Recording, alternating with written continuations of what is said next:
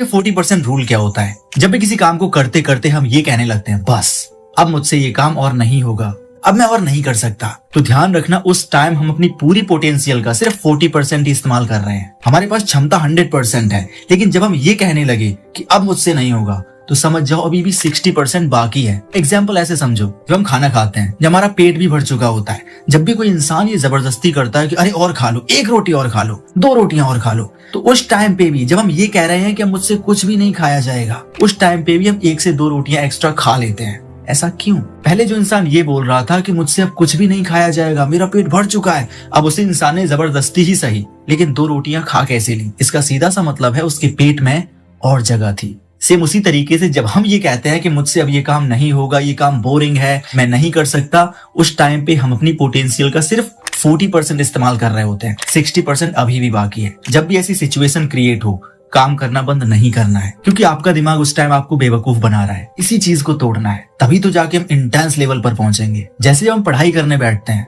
तो 2 घंटे की पढ़ाई होने के बाद अब सोचते हैं अब नहीं होगी, अब कल करेंगे, लेकिन जब हमें ये पता चलता है कि हमारी एग्जाम आने वाली है, तो वही 2 घंटे 4 घंटे में शिफ्ट हो जाते हैं। ऐसा क्यों?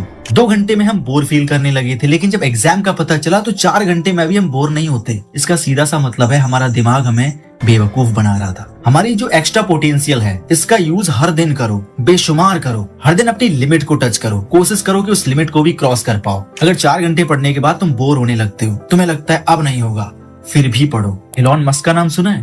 वो इंसान एक ऐसा इंसान है, वो कहता है कि मैं 100 आवर्स काम करता हूँ एक वीक में, मतलब एक हफ्ते में 100 घंटे काम। इसी को बोलते हैं जी तोड़ मेहनत, बेशुमार मेहनत।